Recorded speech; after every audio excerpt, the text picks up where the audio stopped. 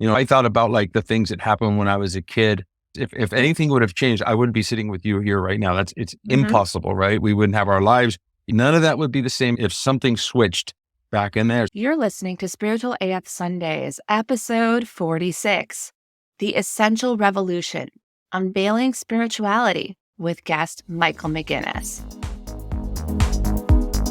You're listening to Spiritual AF Sundays, created and hosted by The Mystic Geek. If you're looking to explore intriguing questions about the meaning of life and our place in the universe, then you're in the right spot. We dive into topics often discussed as sound bites on social media and take a deeper look. Whether it's woo topics like astrology and mysticism, or seemingly mundane matters like technology and politics, we cover it all. We explore our own thoughts and beliefs, talk to experts, and uncover hidden meanings. These fascinating areas of exploration can help us question ourselves and better understand our world. Ready to grow and explore in your spiritual journey? We're glad you can join us. It's time to start your week off by being spiritual AF.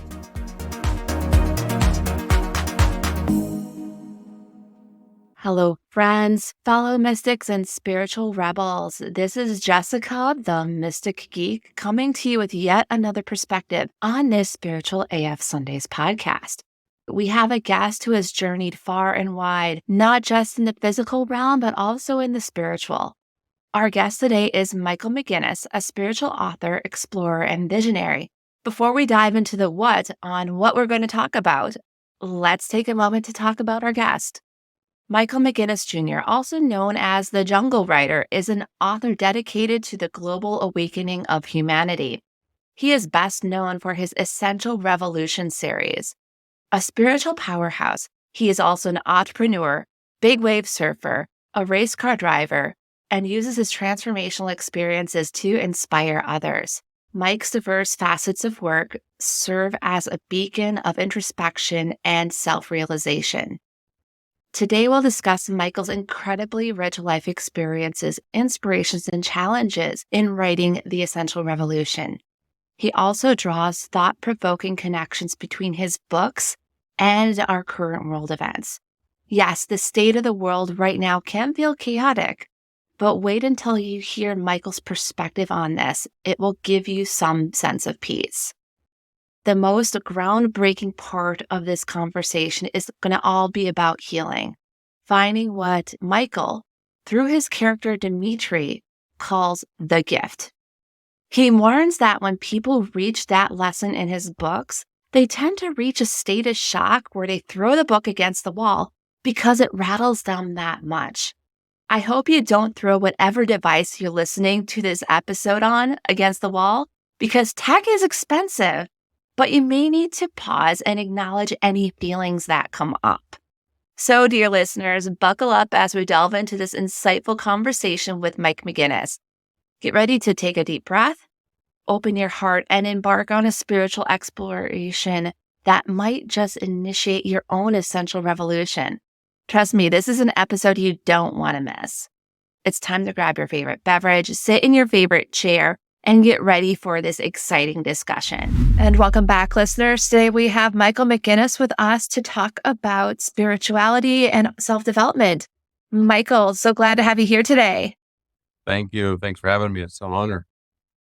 Well, why don't you tell a little bit more about yourself? Well, I've been living in Costa Rica for over 30 years, and I came from California originally. I had a pretty wild life experience and have done everything from opened restaurants and little hotels to, doing some help with land development and these other things. And it all turned, I had a bunch of stuff, but then I wasn't happy. And so I had kind of like a transformational experience from that. And then had some visionary experience as well that I had these spiritual awakenings from. And then I started writing these books and sort of channels through me. Doesn't seem like I'm very involved other than to put it all together. That still is an important part. If you weren't there to put it all together, we wouldn't have those books then. Well, since you brought them up, let's start with that. Tell us a little bit about the books that you're writing. I write spiritual allegorical fiction, and the series is called The Essential Revolution. It is a trilogy, at least. I have 2 books out. One of them is even on Audible as well, the first one, and we're getting ready to take the second one. And the books are basically about the awakening of the planet, young man that comes into our world. And it very much happens to do with the way things are right now in the world and what's happening. But it's all in fiction. So it's sort of like a Celestine prophecies, like where you get into the drama of it. And it also gives you the big personal messages as well. And the transformation happens for people as they read it as well. So I'm told. What sort of transformations have you heard about? Mainly moving through their victimhood mentality, the victimhood mindset. An ex or a family member has done something to them, and they were able to have some realizations through reading the book about what really happened. Maybe a shift in perspective would be a better way to put it, and move through that and to become more empowered in their life. Okay, we'll touch upon that in a moment. I wanted to go back to the book series first. What inspired you to start writing them? Well, in one of those visionary experiences, I got this download about this piece of technology that would help wake up the world through people with their problems, where the technology is kind of like it is an AI thing, and the people could literally speak to it, and it sees what's happening in their life, and it talks to you, and kind of like having a guru on your shoulder, for lack of a better term. And I couldn't do anything with the technology part of it because I'm not a technical person. I don't know anything about that stuff. And then I get that little voice says, "Oh, you're going to write a book." And I go, "I don't write books. I don't even read books. What are you talking about?" The story was downloaded into literally like that. And I just had to, at first I said, "I'm not going to do this. This is crazy." And then I ended up writing a bit of it, and somebody read it and said, "No, this is really good." And I kept going, and it turned into, so far now 2 novels. How many pages are we talking here? 500 pages, just under 500 pages, both of them. So they're both super thick. I mean, book, like I said, thicker than anything I would read. It is a page turner, and everybody says that it is. And then, as for me, it's like watching a movie in my head, and I'm just dictating, So it is quite exciting. Like, it makes you want to keep going on the story. And I've heard tales of people that finish it in a day and a half on their iPhone. This one guy got a hold of me, and, a lot of people talk about how they couldn't sleep. They had to keep reading it. So it's kind of fun. That's amazing and great feedback to have on that one. Because, you just shared on the screen there and looking at that and going, that's a lot. If it was a hardcover, I'd use it to press flowers, like that much page. And it's like that many pages. It's almost like a weapon level thickness of a book. And that people are reading it overnight it's amazing. And just goes to show the amount of passion that is in there. Going back to that earlier conversation point, you mentioned how the book itself or the series helped people reframe their thinking, going from this victim mentality and making choices to break away from that. As you were writing the book series, did you see that as a potential good consequence? We talk about consequences being negative, but I feel like this is a good consequence in that. Oh, yeah. It's a great consequence when people break away from their disempowerment of victimhood and into the empowerment of, radical forgiveness, or stepping into the agency to where they take control of what they're going to say about what happened in here and out here, maybe too, right? Because it's in here, obviously it's not going to come out here as well the same. So yeah, it's a great consequence. And I did know that was going to be a part of it, because it was something I learned at a course that I took when I was 23 years old. And I never knew it was going to come back and be in a novel and like that whole theory, What course was that? It's called Landmark Forum. Okay. Have you heard of it? No, I haven't. Yeah, it's quite powerful. It's a 3-day course, and very much just goes straight into the root, very much straight talk, direct, boom, and I got a lot out of it at that age. It actually was the thing that spurred me to leave the United States and move to Costa Rica when I was 23. I would have never done that if I didn't go to the course. It was a dream of mine. And then a girlfriend at the time says, "You got to go do this thing." And I go, "What is it?" And I realized that, my dad did that. It was called EST in the 70s. She's like, "Yeah, that's it." And so I think it was, like early 90s is when I went, or late 80s, and got my life back at 23. And that was it. I was off to the races to do everything that I wanted to do in my life. Wow, that's pretty cool there. So when you were talking about the book, you related it to some of the stuff that's going on in world events right now. How do you see that connection between what you're writing and what we're observing right now in the world? I would say that there is a massive division in our world. Let's say it that way. I was going to say push for division, but then we're going to say, well, who's pushing? And maybe that's a little too deep. for the moment. And you can ask about that. But there's this incredible division that has never existed ever. And I'm 57 years old and I've never seen anything like this. And that division is coming about through how we talk to ourselves and perceive what is happening and what someone has done, what a political figure has done, or what they're not doing. And then that person on the other side of the street likes this person. And so there's this division. So the book definitely goes at that for sure, because it's written in real time. It's like right now. It's like with all the stuff happening in the schools, all the stuff happening with everything we can imagine, it's all in there. And so, yeah, it does touch on that and sovereignty. There's quite a bit of censorship, we can call it, or things happening where we'll call it mind control. Like, you're supposed to think this and you're supposed to say this and you're not supposed to do it. And so that's also addressed. So everything's in there about what's happening, and another way to look at it and another way to move in your life away from that and into something else. And I never want people to think I'm saying this is the only way, my way is the only way, or Dimitri's way. Dimitri's the character. It's not the only way. It's a way. And we can all choose to stay in the victim mindset and stay angry at each other, and understand. And that's going to happen for a while more. But in the book, we're actually seeing what it would look like if that shifted. Got it. Now, you've mentioned that this term a couple of times so far, victim mindset. How would you define a victim mindset versus someone who may be a victim of an atrocity, like physical assault or war or things like that? Because those are horrendous things. And I'm guessing that when you talk about victim mindset, you're not talking about people who are in those specific situations. I heard Jordan Peterson say something once that was very interesting. He said, all of us are victims. Because I used to be one of these people like, there are no victims. I was all, hard on that. He says, we all are. The car, the rock, the tree, the sun's going to burn itself at some point. It's all going away. We're all victims to chaos and entropy and the dissolution of all material matter, right? When we talk about it, we could say that, yes, it's true that all of us in some way are victim, and including where things that have happened when one is a child that are just absolutely disgusting, right? And so a lot of people will grow up with that in their head, and then they'll learn, because over time you learn, you get about 9 years old, you go, that happened to me. And then your friends and everybody in the world starts telling you how bad it was. And it is.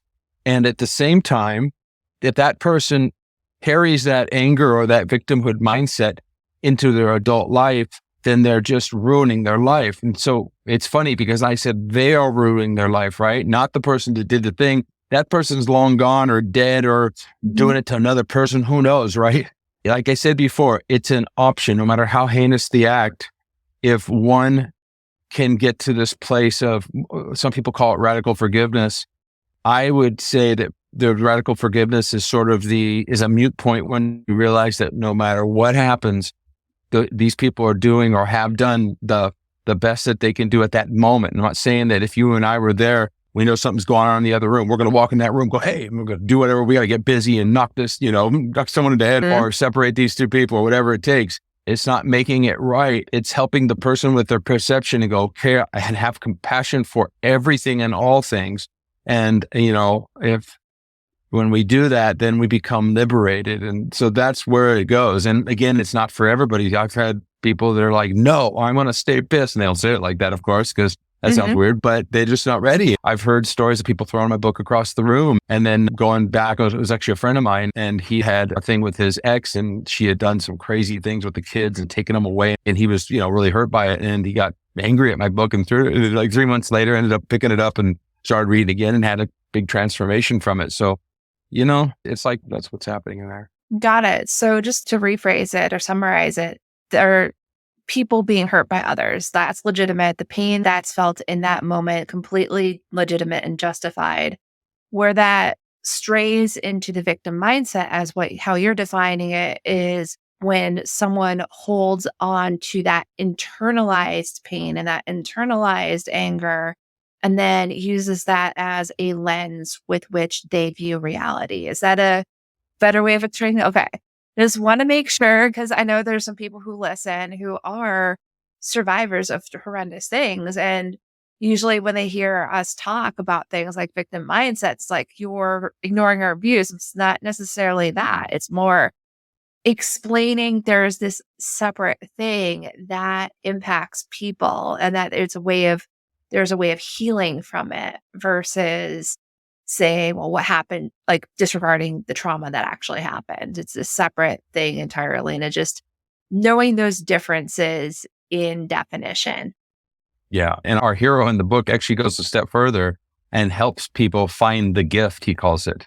Where you find the gift in the thing that happened. You say, well, wait a minute. How can somebody find the gift in something that was just so horrendous and someone is still affected? Well, I'm not saying that everybody will, but you can. If you look at those 7 truths that we talked about, the Dimitri 7 truths, he talks about everything that happened to us actually in some way happened for us. Again, not everyone wants to get there. Not everybody wants to go. I get that. But I have story after story of people who have gone through things that are just absolutely horrific and actually found like a connection to God through that experience and are actually not only okay that it happened, but glad that it did because of where they are today. I thought about like the things that happened when I was a kid.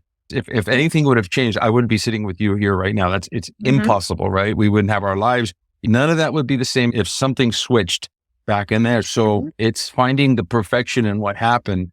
And that's, again, it's all perception, and the shift in perception. It's something that one would choose, Exactly. It's understanding that our life is a series of cause and effect. And for us to be at where we're at today, those experiences shaped us. And it takes an immense amount of healing to be able to take a look at those past moments, no matter how painful they were, and recognize that they started basically the decision tree that led us to the present moment. I can get that. Some people are still so entwined in that trauma and that pain that it's hard for them to say, well, what do you mean look for the gift? It was a terrible event. Or what do you mean it happened for a reason beyond the other person was cruel? And it does take a lot of work to finally get to that point. And I agree with you, Michael, on this. Not everyone can get to that point. Yeah, there's another interesting part about it that I'm realizing, and I'm trying to figure out how to get past this or through this. Like in my case, there was also some things happened with abandonment, somebody leaving, father leaving, and then girlfriend leaving at 17 years old, cheating, leaving me, but blah, blah, blah. And I was in love. Of course, I'm at this place where I'm so glad all those things happened because I wouldn't be where I am today. I wouldn't be able to blah, blah, blah. And in my current life, I'll get this terror, then I'll still get this reaction if I feel that somebody's might be leaving. So the mind is over the victimhood stuff. That's gone. But there's like a chip in me still, like a little computer chip that's still affected in the body. Like I say, the body keeps that score, that book out there. I see now how there's even another step to go. And people talk about healing the inner child. And then you go and you talk to the little kid and I told my friend that was telling me, I go, that sounds so ridiculous. I'm not blaming those people anymore. Everything's fine. She's all, I know, but the little child's gone. I'm an old man. She's all, actually, in some kind of a quantum way, that little child still exists out there and you got to go talk to her. I'm like, oh my goodness. But you know what? That has not been completely healed. That's for sure, because I still feel those feelings sometimes. When we have recurring issues and recurring hurts, we've built up that narrative of what if it happens again? And it's a self-preservation thing. It takes work to be able to recognize that there's an old external pattern, but it's important for us to also recognize that we do have at least some influence over our own mindscape so that we can work towards healing it. And it's always going to be a journey. It's always going to be a journey. We have all this separating, all this division that's currently happening. Where do you see this going? There is an essential revolution that needs to take place in order for us to get through this. And that is a spiritual revolution. So what I'm talking about is a global awakening. We are far from that, I think, obviously, but like Dimitri says in the book's called The Essential Revolution. He says, the world is falling apart and waking up at the same time. And I agree with that. And just like anything, like in our lives, when we hit a real hard moment in our lives and we hit that bottom and then we come up, well, we're all moving towards the bottom right now collectively. And that's why we see all of this stuff getting worse and worse, about ready to go into World War III at this moment. If we do that inner work first, one part of that is that we get to this place where we realize that this is going to go at some point, but experience or awareness or whatever you want to call it, the essence of what you are is forever and ever. It's infinite. So there will be another experience of some kind after this, period. That's for sure. And unless, of course, you ascend, and that's a different story. That means you become Buddha or you become Christ here on earth, which we all will at some point in some incarnation or in some way. We're all moving towards that.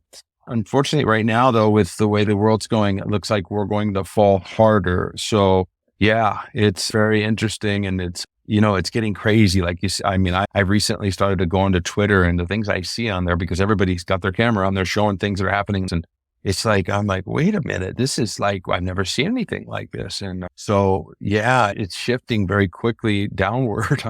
And again, I think it's about doing that inner work to where we stay at peace no matter what. And we know that whatever is happening for some reason has to happen. How do we know that? Because it's happening, and again, yeah, just trying to be as present as we can and not worry too much and not be, also like, oh, how great it was. Because man, I'll tell you, when I grew up in the 70s, what a time. I look at these kids now, they're just in front of their computer all day. And I was out riding the Stingray bicycle and having adventures. And so, I can't really do that anymore either. Cause so it's an interesting time. Separation is at its highest that we've ever seen. Everyone's at war.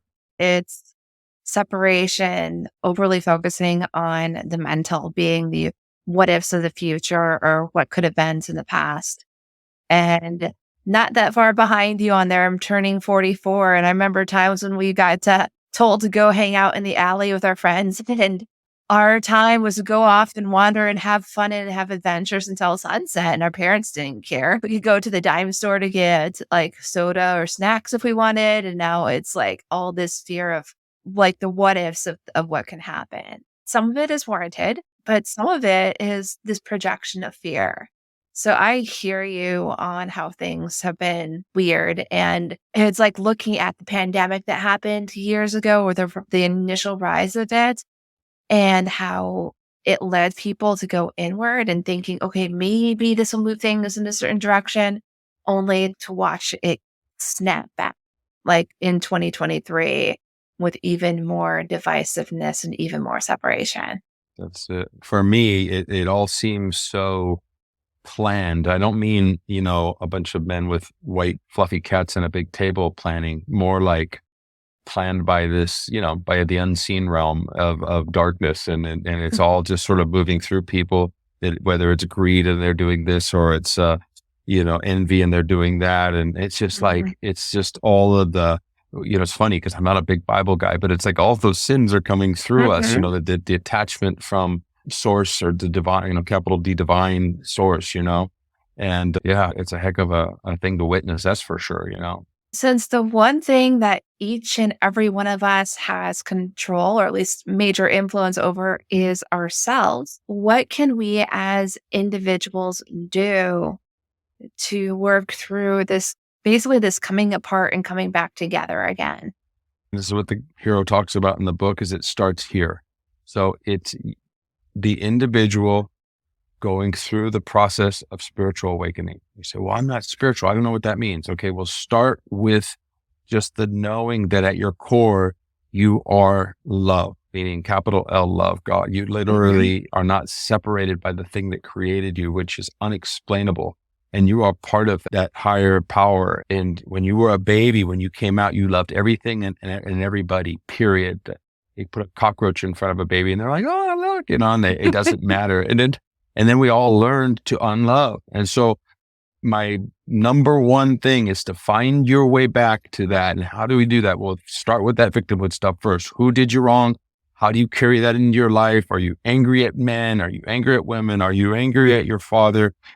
Go and do that inner work, realizing that whatever happened, that person was doing the best that they could with what they had in their very limited tool chest at the time. That's called compassion.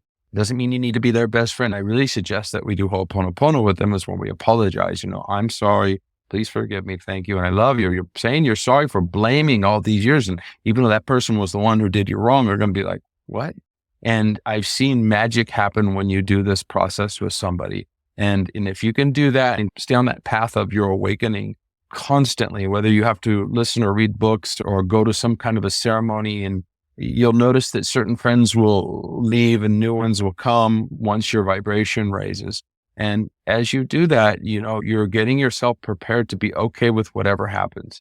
And that's where we need to be, because not that we want these things to happen, but some of the stuff might be out of our control. Just as if there was a war and we were in the middle of a war, things are going, we're not going to stand up and go, I'm not. No, if that's what happens, it is what it is. Do you think that the Buddha would be screaming and freaking out if he thought he was going to die, or Jesus or Yogananda? No, they would be somehow centered in that peace. And is it a hell of a thing to get there? Yeah, for sure. And there's a bunch of ways to start. And I say, just start on that path. Just start making yourself the best version you can be. You came here for this.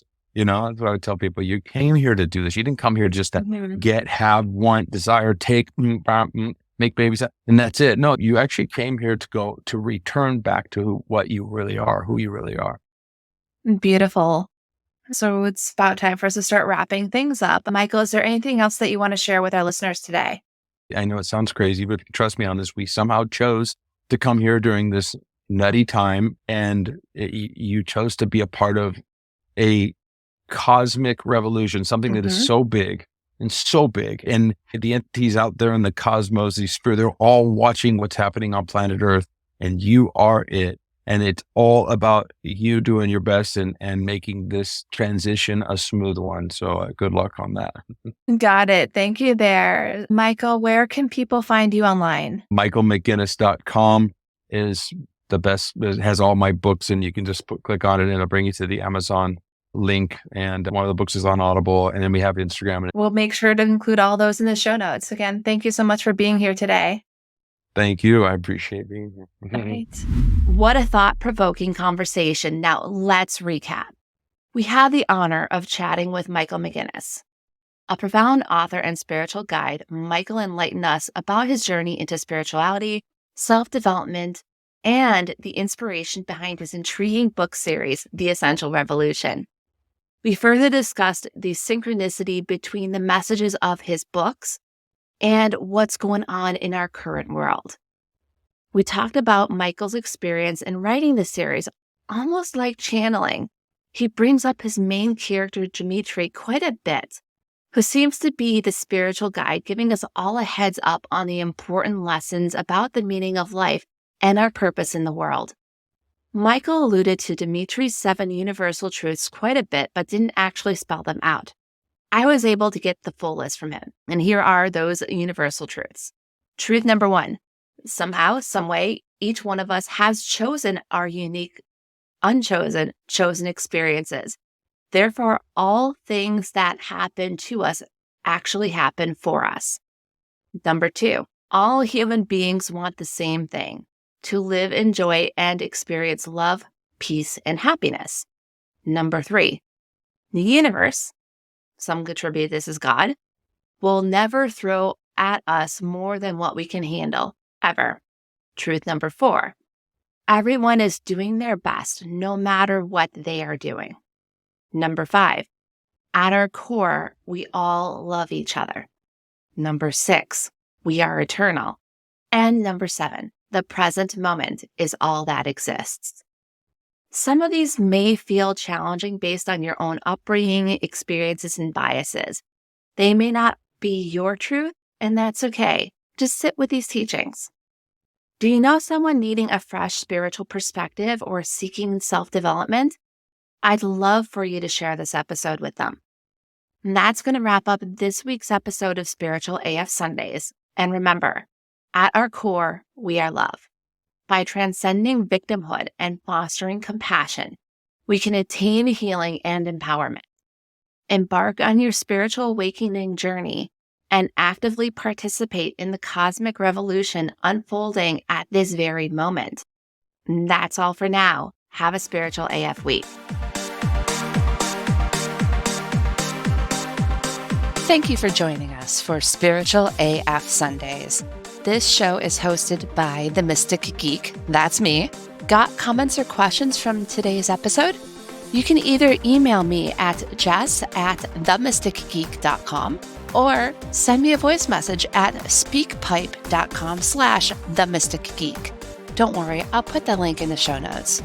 Help others start off their week with a Spiritual AF Sunday by sharing this episode with them. Also, 5-star reviews on Apple Podcasts help spiritual seekers find our show. So do the thing.